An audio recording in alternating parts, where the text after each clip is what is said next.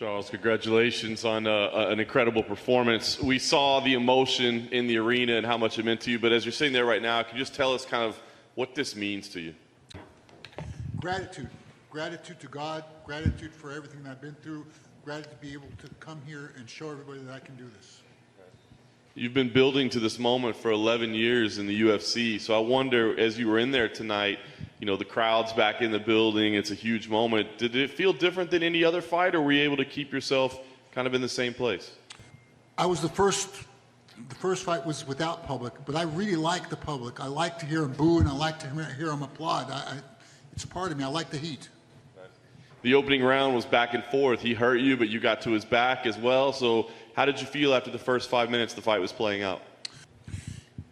I knew it was going to be hard. I mean, it's cream of the crop. They brought Michael Chandler to win, you know, but I knew that if it was in the striking department, I could strike with him, and I knew if it went down, I'd use my jiu-jitsu.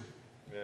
Round two, you came out aggressive and landed the big shot early. Was that the plan? Were there any, you know, adjustments made in between to say, hey, we got to turn up the aggression on the feet? I always fight aggressive. I always walk forward. If you want somebody that's going to come and talk, I'm the wrong person.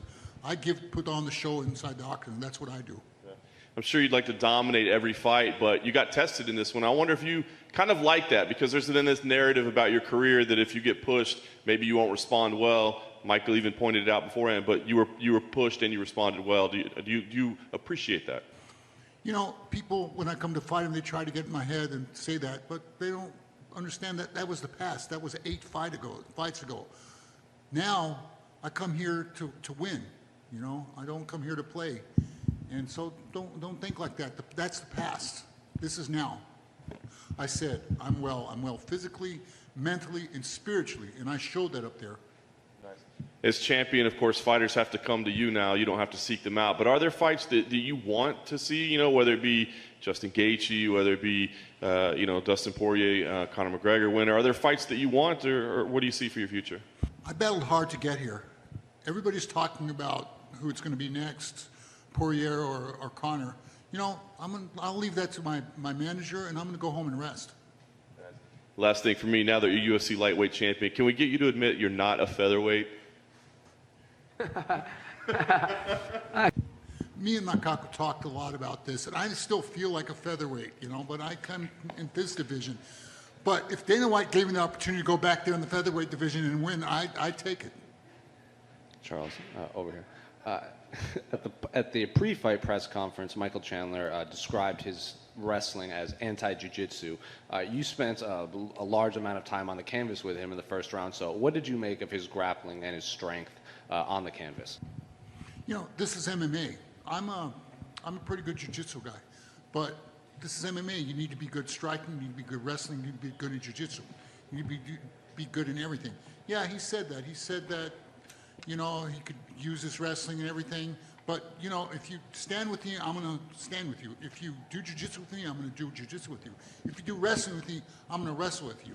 So guess what? He took me down. It didn't really help him much.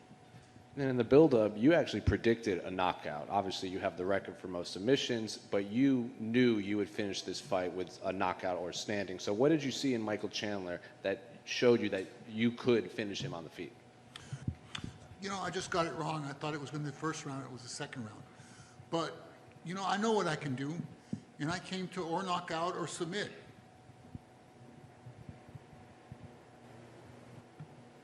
Hey Charles, over here to your right. 28 fights you've had in the UFC. It's the longest road that any fighter has ever had to get to a UFC title ever. The longest road. How does that make you feel? I feel ready. It's like I said, it's always in the time of God. But now I feel like a lion. I feel like I'm ready. Did any point during that long path over the last 10 plus years ever have any doubts that you would get back to here? There was a lot of ups and downs. You know, you miss weight sometimes. Like, did doubt ever creep in? That's the past. I'm not even living that. I'm living the present. I'm living this moment now. It seems like over the last maybe the last few years prior that Brazil didn't have champions at one point, and it seemed like maybe there was a little bit of a lull as far as Brazilians in the UFC. Do you feel like there's a little bit of a resurgence that you Figueiredo are kind of leading right now as far as Brazilian fighters? Yeah, everything's in the time of God. Other countries had great champions. Now it's our time again. Thanks, Charles. Charles back here. You have anything to say with Conor McGregor trolling on Twitter? He said, "Congratulations on being 11th lightweight champion. I wonder who number 12 is going to be." You have any response to that? Conor, worry about Dustin. Then we'll talk afterwards. We'll talk about it. And now that you got the belt, I know you take pride in being a Brazilian. How big a deal will it be to go back and be able to defend your title on your home soil if COVID goes away? Yeah, that would be fantastic. Conor, since you're so tough, first of all, you beat Dustin and then come over to Brazil and I'll put you on your ass. Yeah, he has to pass Dustin. He's just one of these guys that talks a lot. He's got to beat Dustin first. And final question for me, champ. Give us some insight of the emotion when you flipped over the cage, you jumped in, you saw your homeboys, you talked to Dana. What did you say to John Anik and Joe Rogan? What was going through you, the emotion of when you realized your dream of becoming a champion? I was liking the moment. I told Joe, thank you so much for believing me. I told Dana, I'm not a boy anymore. I was just enjoying the moment.